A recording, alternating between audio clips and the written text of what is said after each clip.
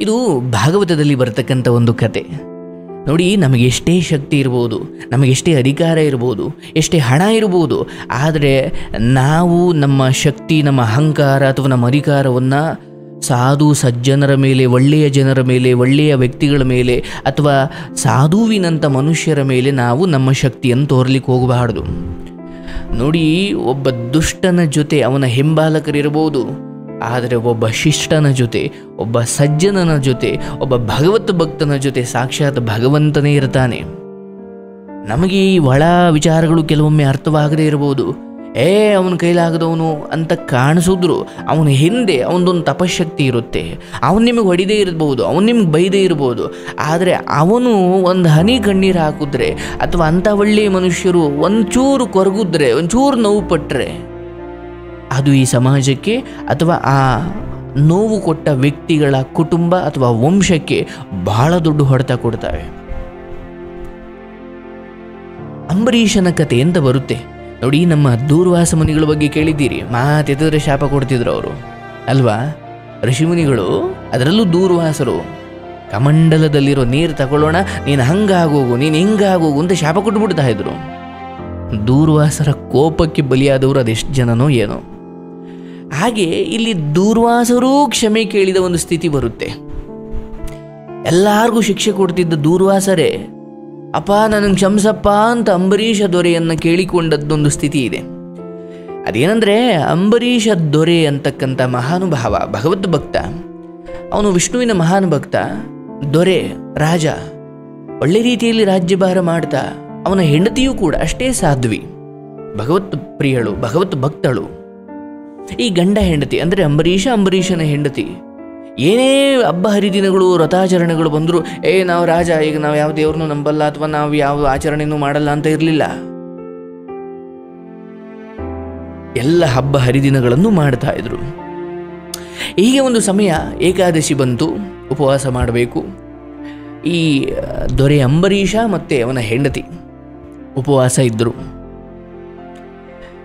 ಈ ಉಪವಾಸ ಮಾಡುವ ಸಮಯದಲ್ಲಿ ಈ ದೂರ್ವಾಸರಿಗೆ ಒಂದು ಯೋಚನೆ ಬರುತ್ತೆ. ಯಾಕಂದರೆ ಅಂಬರೀಷ ಅವನಿಷ್ಟು ಭಗವತ್ ಭಕ್ತ ಆಗಿದ್ದ ಅಂದರೆ ಎಲ್ಲ ಕಡೆ ಅವನ ಭಗವಂತನ ಕುರಿತಾದ ಭಕ್ತಿ, ಶ್ರದ್ಧೆ, ಸಮರ್ಪಣೆ ಎಲ್ಲ ಹೆಸರಾಗ್ಬಿಟ್ಟಿತ್ತು. ಬಹಳ ಹೆಸರುವಾಸಿಯಾಗಿದ್ದ.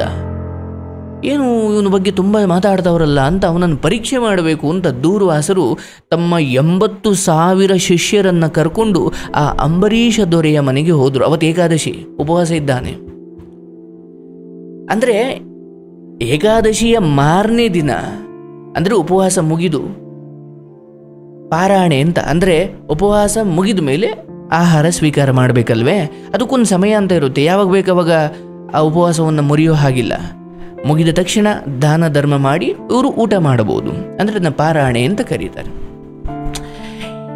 ಅಂದರೆ ಗೋವುಗಳನ್ನು ದಾನ ಮಾಡ್ತಾ ಇದ್ದ. ಏಕಾದಶಿ ಅಂದರೆ ಉಪವಾಸ ಇರ್ತಿದ್ದ, ಅದಾದ ಬೆಳಿಗ್ಗೆ ದಾನ ಧರ್ಮ ಮಾಡಿ, ಅದರಲ್ಲೂ ಗೋವುಗಳನ್ನು ದಾನ ಮಾಡಿ ಊಟ ಮಾಡೋದು. ಗಂಡ ಹೆಂಡತಿ ಸ್ವಲ್ಪ ಪ್ರಸಾದ ಸ್ವೀಕಾರ ಮಾಡ್ತಾ ಇದ್ರು. ಭಗವಂತನಿಗೆ ಇಟ್ಟು ತಳಗೆ ಇಟ್ಟು ಪ್ರಸಾದ ಸ್ವೀಕಾರ ಮಾಡ್ತಿದ್ರು. ಆ ಮಾರನೇ ದಿನ ಈ ದೂರ್ವಾಸರು ಇವನನ್ನು ಪರೀಕ್ಷೆ ಮಾಡಲಿಕ್ಕೆ ಬಂದುಬಿಟ್ರು. ತನ್ನ 80,000 ಶಿಷ್ಯರನ್ನು ಕರ್ಕೊಂಡು ಬಂದರು. ಆ ದೊರೆ ಅಂಬರೀಷನ ಮನೆಗೆ ಬರ್ತಾರೆ. ಅವರಿಗೆ ಬಹಳ ಸಂತೋಷವಾಗುತ್ತೆ. ಯಾರಿಗೆ?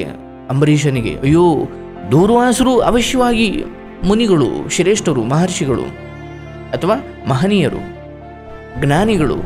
ಅಯ್ಯೋ, ಇಂಥವ್ರು ನಮ್ಮ ಮನೆಗೆ ಬಂದ್ರಲ್ಲ, ನನ್ನ ರಾಜ್ಯಕ್ಕೆ ಬಂದ್ರಲ್ಲ, ಅಥವಾ ನನ್ನ ಅರಮನೆಗೆ ಬಂದ್ರಲ್ಲ, ಅಥವಾ ನನ್ನ ಮನೆಗೆ ಬಂದ್ರಲ್ಲ ಅಂತ ಅಂಬರೀಷನಿಗೆ ಬಹಳ ಖುಷಿ ಆಗುತ್ತೆ. ಅವರಿಗೆ ನಮಸ್ಕಾರ ಮಾಡಿ, ಸ್ವಾಮಿ ನೀವು ಬಂದಿದ್ದು ಬಹಳ ಸಂತೋಷ, ನನ್ನಿಂದ ಯಾವ ಸೇವೆ ಆಗಬೇಕು ದಯವಿಟ್ಟು ಕೇಳಿ ಎಂದ.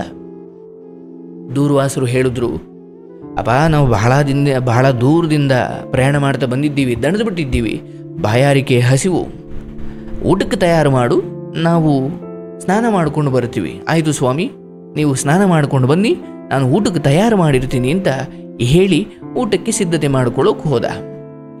ದೂರ್ವಾಸರು ಶಿಷ್ಯರನ್ನು ಕರ್ಕೊಂಡು ಬಂದಿರೋದೇ ಪರೀಕ್ಷೆ ಮಾಡಲಿಕ್ಕೆ. ಸರಿ ಆಯಿತು ಅಂತ ಯಮುನಾ ನದಿಗೆ ಸ್ನಾನಕ್ಕೆ ಹೋಗುತ್ತಾರೆ. ಸ್ನಾನ ಎಲ್ಲ ಮುಗಿಯುತ್ತೆ. ಶಿಷ್ಯರು ಕೇಳ್ತಾರೆ, ಗುರುಗಳೇ ಸ್ನಾನ ಆಯಿತು, ಊಟಕ್ಕೆ ಹೋಗಲಾ? ಬೇಡ, ಊಟ ತಯಾರು ಮಾಡಲಿ, ಪಾಪ ಎಷ್ಟು ಜನ ಇದ್ದೀವಿ, ಊಟ ತಯಾರು ಮಾಡ್ಲಿಕ್ಕೆ ಸಮಯ ಬೇಡವೆ ಅವರಿಗೆ? ಬೇಡ, ಈಗಲೇ ಬೇಡ, ಆಮೇಲೆ ಹೋಗೋಣ ಅಂತ ಹಂಗೆ ತಡೆದ್ರು. ಇನ್ನೂ ಸ್ವಲ್ಪ ಹೊತ್ತಾದ್ಮೇಲೆ ಮತ್ತೆ ಶಿಷ್ಯರು ಕೇಳಿದ್ರು, ಸ್ವಾಮಿ ಈಗ ಹೋಗ್ಬೋದಲ್ವಾ, ಗುರುಗಳೇ ಹೋಗ್ಬೋದಲ್ವಾ, ಈಗ ಊಟ ರೆಡಿ ಆಗಿರುತ್ತೆ, ಅಂಬರೀಷ ದೊರೆ ಊಟ ರೆಡಿ ಮಾಡಿರ್ತಾನೆ, ಹೋಗೋಣ ಈಗ ಅಂತ ಕೇಳಿದಾಗ ದೂರ್ವಾಸರು ಬೇಕು ಅಂತಲೇ ಇಲ್ಲ ಈಗಲೇ ಬೇಡ ಆಮೇಲೆ ಹೋಗೋಣ ಅಂತ ತಡೆದ್ರು. ಈ ಕಡೆ ಅಂಬರೀಷ ಊಟ ರೆಡಿ ಮಾಡಿಕೊಂಡು ಕಾಯ್ತಾ ಇದ್ದಾನೆ. ಗಂಡ ಹೆಂಡತಿ ಕಾಯ್ತಿದ್ದಾರೆ. ಅಯ್ಯೋ ಈ ಮುನಿಗಳಿಗೆ ಮರೆವು ಜಾಸ್ತಿ, ಎಲ್ಲಿ ಮರೆತು ಬಿಟ್ರೋ ಏನೋ ಅಂತ ಅಂಬರೀಷನಿಗೆ ಯೋಚನೆ ಬಂತು. ಯಾಕಂದರೆ ಆತ ಇನ್ನೂ ಊಟ ಮಾಡಿಲ್ಲ, ಉಪವಾಸ ಮುಗಿದಿದೆ, ಈಗ ಪಾರಾಯಣೆ ಮಾಡಿ ಊಟ ಮಾಡಬೇಕು. ಏನು ಮಾಡೋದು, ಈ ಕಡೆ ಊಟಕ್ಕೆ ಬರ್ತೀನಿ ಅಂತ ಸ್ನಾನಕ್ಕೆ ಹೋದವರು ಬಿಟ್ಟುಬಿಟ್ಟು ಅತಿಥಿಗಳನ್ನ ಬಿಟ್ಟು ಊಟ ಮಾಡೋದು ಹೆಂಗೆ? ಆದರೆ ಇಲ್ಲಿ ಸಮಯ ಮೀರು ಹೋಗ್ತಾ ಇದೆ. ಉಪವಾಸವನ್ನು ಮುರಿದು ಅಥವಾ ಉಪವಾಸವನ್ನು ಮುಕ್ತಾಯ ಮಾಡಿ ಏನೋ ಸ್ವಲ್ಪ ಸ್ವೀಕರಿಸಬೇಕು, ಸಮಯ ಆಗ್ತಾ ಇದೆ. ಈ ಕಡೆ ಇವರು ಬೇರೆ ಬರ್ತಿಲ್ಲ, ಏನು ಮಾಡೋದು? ಕಾದು ಕಾದು ಕಾದು ಸಾಕಾಗಿ, ಭಗವಂತ ಎಲ್ಲ ನೀನೇ ನೋಡ್ಕೊಳಪ್ಪ ಅಂತ ಹೇಳಿ ಅವನು ಸ್ವಲ್ಪ ಊಟವನ್ನು ಸೇವಿಸ್ದ ಅಥವಾ ಪಾರಾಯಣೆಯನ್ನು ಮುಗಿಸ್ಬಿಟ್ಟ. ಸ್ವಲ್ಪ ಹೊತ್ತಾದ ಮೇಲೆ ಬಂದೆ, ಅಂದರೆ ತುಂಬ ಹೊತ್ತಾದ ಮೇಲೆ ತನ್ನ ಶಿಷ್ಯರ ಜೊತೆ ದೂರ್ವಾಸ ಮುನಿಗಳು ಬಂದರು. ಏನಪ್ಪ ಎಲ್ಲ ಸಿದ್ಧತೆ ಆಯ್ತಾನೆಯಾ ಅಂತ ಕೇಳಿದ್ರು. ಆ ಸ್ವಾಮಿ ಸಿದ್ಧತೆ ಆಯಿತು, ಆದರೆ ನನ್ನಿಂದ ಒಂದು ತಪ್ಪು ನಡೆದಿದೆ, ಒಂದು ಪ್ರಮಾದ ಆಗ್ಬಿಟ್ಟಿದೆ. ಏನಪ್ಪ ಏನಾಯಿತು ಪ್ರಮಾದ, ಏನಾಯಿತು ತಪ್ಪು ಅಂತ ದೂರ್ವಾಸರು ಕೇಳಿದ್ರು.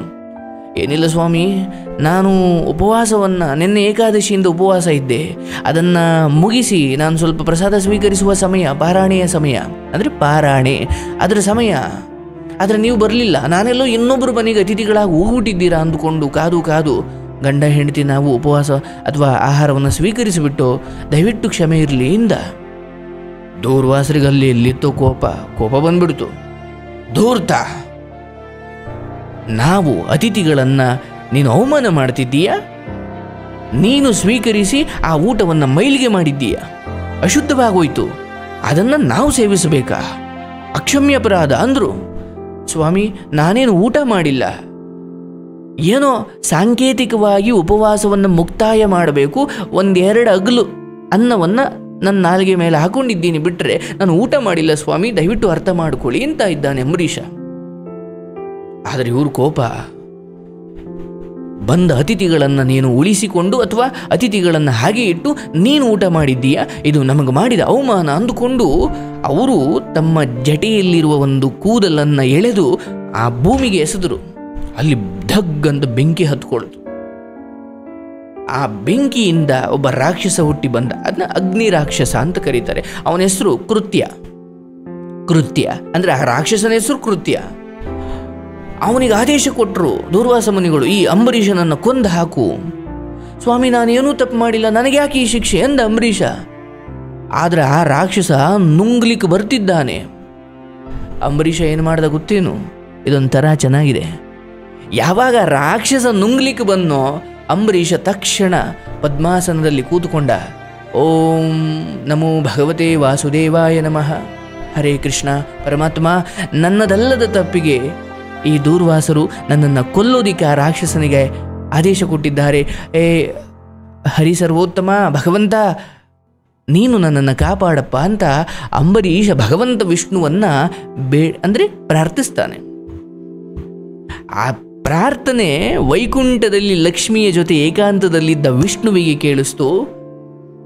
ಆತ ತಕ್ಷಣ, ದೇವಿ ನನ್ನ ಭಕ್ತರು ಯಾರೋ ಕಷ್ಟದಲ್ಲಿದ್ದಾರೆ, ನಾನು ತಕ್ಷಣ ಹೋಗಬೇಕು ಅಂತ ಗರುಡವನ್ನು ಏರಿ ಒಮ್ಮೆಲೆ ಆ ಜಾಗಕ್ಕೆ ಬರ್ತಾನೆ.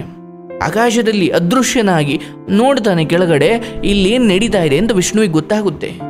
ಆ ರಾಕ್ಷಸ ಇನ್ನೇನು ಅಂಬರೀಷನನ್ನು ಕೊಲ್ಲೋನಿದ್ದಾನೆ. ಆಗ ವಿಷ್ಣು ತನ್ನ ಸುದರ್ಶನ ಚಕ್ರವನ್ನು ಪ್ರಯೋಗ ಮಾಡ್ತಾನೆ. ಆ ಸುದರ್ಶನ ಚಕ್ರ ಆ ಕೃತ್ಯ ಅಂದರೆ ಅಗ್ನಿ ರಾಕ್ಷಸ ಯಾರಿದ್ನಲ್ಲ ಆ ರಾಕ್ಷಸನನ್ನು ಮೊದಲು ಕೊಲ್ಲುತ್ತೆ. ನಂತರ ಆ ಸುದರ್ಶನ ಚಕ್ರ ಈ ದೂರ್ವಾಸ ಮುನಿಗಳ ರುಂಡವನ್ನು ಕತ್ತರಿಸಲಿಕ್ಕೆ ದೂರ್ವಾಸರ ಕಡೆ ಬರ್ಲಿಕ್ಕೆ ಶುರುವಾಗುತ್ತೆ. ದೂರ್ವಾಸರಿಗೆ ಭಯ ಶುರುವಾಯಿತು. ಅಯ್ಯಯ್ಯೋ ನನ್ನನ್ನೀಗ ಕೊಂದು ಹಾಕಿಬಿಡುತ್ತೆ. ಓಡೋಕೆ ಶುರು ಮಾಡಿದ್ರು. ದೂರ್ವಾಸರು ಓಡ್ತಾ ಇದ್ದಾರೆ. ಎಲ್ಲಿಗೆ ಹೋದ್ರು? ಓಡಿ ಓಡಿ ಓಡಿ ಓಡಿ ರಕ್ಷಣೆಗೆ ಬೇಕಲ್ವಾ? ಯಾರ ಹತ್ರ? ಇಂದ್ರನ ಬಳಿ ಹೋದ್ರು. ಅಮರಾವತಿಗೆ ಹೋದ್ರು. ಇಂದ್ರನ ಅಮರಾವತಿಗೆ ಹೋದ್ರು. ಅಪ್ಪ ಇಂದ್ರ ಕಾಪಾಡಪ್ಪ, ವಿಷ್ಣುವಿನ ಆ ಸುದರ್ಶನ ಚಕ್ರ ನನ್ನನ್ನು ಕೊಲ್ಲಲಿಕ್ಕೆ ಬರ್ತಾ ಇದೆ, ಕಾಪಾಡಪ್ಪ ಅಂದ್ರು ದೂರ್ವಾಸರು. ಇಂದ್ರ ಹೇಳ್ದ, ಸ್ವಾಮಿ ಕ್ಷಮಿಸಿ, ನನಗೆ ವಿಷ್ಣುವಿನ ಆ ಸುದರ್ಶನ ಚಕ್ರವನ್ನು ಎದುರಿಸುವಷ್ಟು ಶಕ್ತಿ ಖಂಡಿತ ಇಲ್ಲ. ಒಂದು ಕೆಲಸ ಮಾಡಿ, ನೀವು ಬ್ರಹ್ಮದೇವರ ಬಳಿ ಹೋಗಿ, ಆಯಿತು, ಇಲ್ಲಿ ಕೆಲಸ ಆಗಲಿಲ್ಲ ಅಂತ ಓಡ್ತಾ ಓಡ್ತಾ ಓಡ್ತಾ ಆ ಬ್ರಹ್ಮಲೋಕಕ್ಕೆ ಹೋಗ್ತಾರೆ. ಬ್ರಹ್ಮನ ಬಳಿ ಹೋಗಿ, ಸ್ವಾಮಿ ಹೀಗೆ ವಿಷ್ಣುವಿನ ಸುದರ್ಶನ ಚಕ್ರ ನನ್ನನ್ನು ಕತ್ತರಿಸ್ಲಿಕ್ಕೆ ಬರ್ತಾ ಇದೆ, ದಯವಿಟ್ಟು ಕಾಪಾಡಿ. ಬ್ರಹ್ಮದೇವರು ಹೇಳಿದ್ರು, ದೂರ್ವಾಸರೇ ಕ್ಷಮಿಸಿ, ನಾನು ವಿಷ್ಣುವಿನ ಸುದರ್ಶನ ಚಕ್ರವನ್ನು ಎದುರಿಸ್ಲಿಕ್ಕಾಗಲ್ಲ. ನೀವು ಈಗ ಸ್ವಲ್ಪ ವಿವೇಕವನ್ನು ಬೆಳೆಸಿ, ಸ್ವಲ್ಪ ಅಹಂಕಾರ ಬಿಡಿ, ಒಂದು ಕೆಲಸ ಮಾಡಿ, ವಿಷ್ಣುವಿನ ಬಳಿಯೇ ಹೋಗಿ ತಪ್ಪಾಯಿತು ಅಂತ ಕಾಲಿಗೆ ಬಿದ್ದುಬಿಡಿ, ಕ್ಷಮೆ ಕೇಳಿ, ಅವರ ಪಾದಕ್ಕೆ ಎರಗಿ, ಆ ಭಗವಂತ ನಿಮ್ಮನ್ನು ಕ್ಷಮಿಸ್ತಾನೆ. ಆಯಿತು ಅಂತ ತಕ್ಷಣ ವೈಕುಂಠಕ್ಕೆ ಹೋಗ್ತಾನೆ. ವಿಷ್ಣುವಿನ ಪಾದವನ್ನು ಮುಟ್ಟಿ, ಸ್ವಾಮಿ ತಪ್ಪಾಯಿತು ಅಂತ ಬೇಡ್ಕೊಳ್ತಾರೆ ದೂರ್ವಾಸರು. ಹೇ ಪರಮಾತ್ಮ, ಭಕ್ತವತ್ಸಲ, ವೈಕುಂಠಾಧಿಪತಿಯೇ, ಹರಿಯೇ, ನನ್ನನ್ನು ಕ್ಷಮಿಸು. ಆಗ ವಿಷ್ಣು ಏನು ಹೇಳ್ತಾರೆ, ದೂರ್ವಾಸರೇ, ನಿಮಗೆ ಎಷ್ಟು ಅಹಂಕಾರ ಇದೆ ಅಂದರೆ ಏನೂ ತಪ್ಪಿಲ್ಲದ, ನಿಮಗೂ ಗೊತ್ತು ಅಂಬರೀಷನ ಸತ್ಯ, ಅಂಬರೀಷನ ಭಕ್ತಿ, ಅಂಬರೀಷ ಆ ದೊರೆಯ ಗುಣ ಎಂಥದ್ದು ನಿಮಗೂ ಗೊತ್ತು. ಆದರೆ ನಿಮಗೆ ಅಹಂಕಾರ ತುಂಬಿದೆ. ಅಂತಹ ಭಕ್ತನನ್ನು ನೀವು ಕೊಲ್ಲಲಿಕ್ಕೆ ಹೋಗ್ತಿದ್ರಲ್ಲ, ಇನ್ನೊಂದು ಸ್ವಲ್ಪ ಸಮಯ ಆಗ್ಬಿಟ್ಟಿದ್ರೆ ಅವನನ್ನು ರಾಕ್ಷಸ ಕೊಂದು ಬಿಡ್ತಿದ್ದ, ನಾನು ಬಂದು ಕಾಪಾಡಿದೆ, ನಿಮಗೆ ಶಿಕ್ಷೆ ಆಗಲೇಬೇಕು, ನಾಚಿಕೆ ಆಗಬೇಕು ನಿಮಗೆ ಅಂತ ವಿಷ್ಣು ದೂರ್ವಾಸರಿಗೆ ಸ್ವಲ್ಪ ಹಿತವಚನ ಮಾಡಿದ್ರು. ಸ್ವಾಮಿ ದಯವಿಟ್ಟು ಕಾಪಾಡಿ, ನನ್ನ ತಪ್ಪಿನ ಅರಿವಾಯಿತು ಅಂತಿದ್ದಾರೆ ದೂರ್ವಾಸರು. ವಿಷ್ಣು ಹೇಳ್ತಾರೆ, ಭಗವಂತ ವಿಷ್ಣು ಹೇಳ್ತಾರೆ, ಅಯ್ಯ ಈಗ ನಾನು ಕ್ಷಮಿಸ್ಲೋಕ್ಕಾಗಲ್ಲ, ನಾನು ನಿನ್ನನ್ನು ಕಾಪಾಡಲಿಕ್ಕಾಗಲ್ಲ, ನಿನಗೆ ಒಂದೇ ಒಂದು ದಾರಿ ಇದೆ, ಏನು, ಮತ್ತೆ ಹೋಗು, ಆ ಅಂಬರೀಷ ದೊರೆಯ ಪಾದಕ್ಕೆ ಬಿದ್ದು ಅವನಿಗೆ ಕ್ಷಮೆ ಕೇಳಿ, ಅವನು ಕ್ಷಮಿಸಿದ್ರೆ ಸುದರ್ಶನ ಚಕ್ರ ಮತ್ತೆ ನನ್ನ ಬಳಿ ವಾಪಸ್ ಬರುತ್ತೆ, ಇಲ್ಲ ಅಂದರೆ ಸೃಷ್ಟಿಯ ಅಂತ್ಯದವರೆಗೂ ನೀವೆಲ್ಲಿ ಹೋದರೂ ಆ ಸುದರ್ಶನ ಚಕ್ರ ನಿಮ್ಮನ್ನು ಹಿಂಬಾಲಿಸ್ಕೊಂಡು ಬರುತ್ತೆ ಅಂತ ಓಡ್ತಾರೆ. ಮತ್ತೆ ಅಂಬರೀಷ ದೊರೆಯ ಬಳಿ ಬಂದು, ಅಪ್ಪ ತಪ್ಪಾಯ್ತು ಕಣಪ್ಪ, ನಿನ್ನನ್ನು ಪರೀಕ್ಷೆ ಮಾಡಲಿಕ್ಕೆ ಬಂದು ನನ್ನ ಗುಂಡಿಯನ್ನು ನಾನೇ ತೋಡ್ಕೊಳ್ಬಿಟ್ಟೆ, ನನ್ನನ್ನು ಕ್ಷಮಿಸಪ್ಪ ಅಂದಾಗ ಅಂಬರೀಷ ಮಹಾನುಭಾವ, ಆತ ಕ್ಷಮೆ ಮಾಡ್ತಾನೆ. ಮತ್ತೆ ಆ ದೂರ್ವಾಸ ಮಹಾನ್ ಮುನಿಗಳವರು ಬಹಳ ದೊಡ್ಡ ಮನುಷ್ಯರು, ಏನೋ ಕೆಟ್ಟಗಳಿಗೆ ಹಿಂಗೆ ಆಗ್ಬಿಟ್ಟಿದೆ, ಅಂಬರೀಷ ಅವರು ಮರ್ಯಾದೆ ಕಳಿಬಾರ್ದು ಅಂತ, ಸ್ವಾಮಿ ಮತ್ತೆ ನಾನು ನಿಮ್ಮಲ್ಲಿ ಬೇಡ್ಕೊಳ್ತೀನಿ, ನಾನು ಬೇಕು ಅಂತ ಆ ಊಟವನ್ನು ಅಶುದ್ಧ ಮಾಡಲಿಲ್ಲ, ನಾನು 2 ಅಗಲು ಅನ್ನವನ್ನು ತೆಗೆದು ನನ್ನ ಬಾಯಿಗೆ ಹಾಕೊಂಡಿದ್ದೀನಿ, ಬಿಟ್ಟರೆ ನೀವು ಬಂದು ಊಟ ಮಾಡೋವರೆಗೂ ನಾನು ಊಟ ಮಾಡಲ್ಲ ಅಂತಲೇ ಕಾಯ್ತಾ ಇದ್ದೀನಿ, ಆದರೂ 2 ಅಗಲು ತಾಂಡು ತಿಂದಿದ್ದಕ್ಕೆ ನನಗೆ ಕ್ಷಮೆ ಮಾಡಿ ಅಂತ ದೂರ್ವಾಸರನ್ನು ಕೇಳ್ಕೊಳ್ತಾನೆ. ಆಗ ದೂರ್ವಾಸರಿಗೆ ನಾಚಿಕೆ ಆಗೋಗ್ಬಿಡುತ್ತೆ. ನನ್ನನ್ನು ಕ್ಷಮಿಸಪ್ಪ, ನನ್ನನ್ನು ಸಾವಿನಿಂದ ರಕ್ಷಿಸಪ್ಪ ಅಂತ ಬೇಡ್ಕೊಂಡು ಬಂದಾಗಲೂ ಅಂಬರೀಷ ಅಹಂಕಾರದಿಂದ, ನೀನು ನನಗೆ ಹಿಂಗೆ ಮಾಡಿದೆ ಅಲ್ವಾ, ಅನುಭವಿಸು ಅಂತ ಹೇಳಲಿಲ್ಲ. ಅವನು ತನ್ನ ತಪ್ಪಿ ಕ್ಷಮೆ ಕೇಳ್ತಾನೆ, ಅಯ್ಯೋ ನಾನು ಹಾಗೆ ತಿನ್ನಬಾರ್ದಿತ್ತು, ಕ್ಷಮಿಸಿ ಅಂತ. ಆಗ ದೂರ್ವಾಸರು ಶಿಷ್ಯರು ಊಟ ಮಾಡಿ ಅಲ್ಲಿಂದ ಹೊರಡ್ತಾರೆ. ಅಂದರೆ ಕೆಲವೊಮ್ಮೆ ದೂರ್ವಾಸರ ಥರ ನಮಗೂ ಒಂದು ಅಹಂಕಾರ ಬಂದ್ಬಿಡುತ್ತೆ. ನಾವೇನು ಮಾಡಿದ್ರೂ ನಡೆಯುತ್ತೆ, ನಾವು ದೊಡ್ಡವರು, ಅಥವಾ ಜನ ನಮಗೆ ಮರ್ಯಾದೆ ಕೊಡ್ತಾರೆ, ಅಥವಾ ನಮ್ಮ ಹತ್ರ ದುಡ್ಡಿದೆ, ನಮ್ಮ ಹತ್ರ ಅಧಿಕಾರ ಇದೆ, ಇವೆಲ್ಲವೂ ಕೂಡ ಭಗವಂತನ ಸೃಷ್ಟಿಯಲ್ಲಿ ತೃಣಕ್ಕೆ ಸಮಾನ. ಒಂದು ವಿಶ್ವಶಕ್ತಿ, ಒಂದು ಕಾಸ್ಮಿಕ್ ಎನರ್ಜಿ, ಅಥವಾ ನಿಮ್ಮ ತಪಶಕ್ತಿ, ನಿಮ್ಮ ಶುದ್ಧತೆ, ನಿಮ್ಮ ಬದ್ಧತೆ, ನಿಮ್ಮ ವ್ರತ ಆಚರಣೆಗಳು, ಭಕ್ತಿ, ಪೂಜೆ, ಪುನಸ್ಕಾರ, ಇವೆಲ್ಲವೂ ಕೂಡ ನಿಮ್ಮನ್ನು ಕಾಯ್ತಾ ಇರ್ತವೆ, ಯಾವುದೂ ವ್ಯರ್ಥವಲ್ಲ. ಅಂಥದ್ದೊಂದು ಗಳಿಗೆ ಬರುತ್ತೆ.